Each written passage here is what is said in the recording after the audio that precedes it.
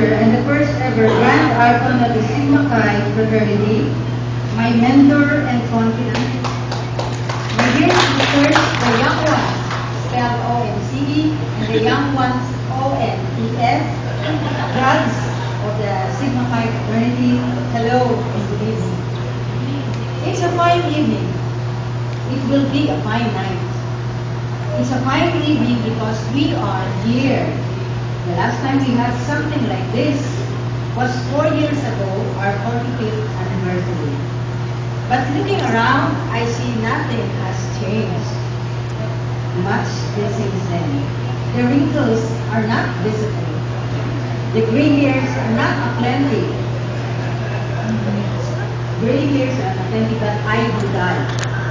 Arthritis has not yet deformed our fingers, and the heart has remained young. And that statement was for us senior sisters. Of course, I see a lot of young faces. It was 49 years ago when I was accepted into the sorority as charter member. I was only 15 years old then. A young student taking up AB-BSc. That was a long, long time indeed, but the years have been kind to me. I have 3 children, 6 grandchildren, and 25 years in a very significant auxiliary government service, and a few years in the U.S.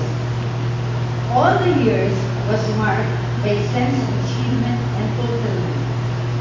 Standing before you, I feel proud, happy, achieved, and fulfilled. I have proven them due to the precepts of the sorority, spiritual refinement, and academic excellence. It was not easy to live up to the brand of beauty and grace, to be the epitome of grace and finesse. It was not easy to stay committed to what the sorority made us, to swear to.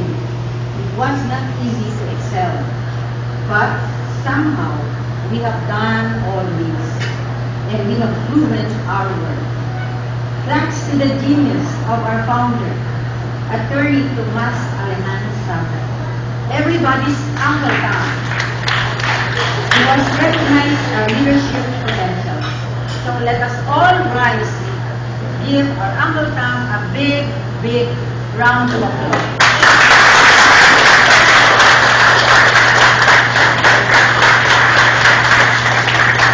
Thank you, brothers and sisters. The hidden potentials were discovered by our founder.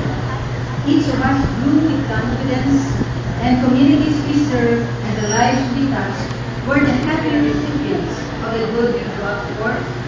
And for the last 49 years, our sorority has been a model of grace, of beauty, and grace, serving the communities touched with lives.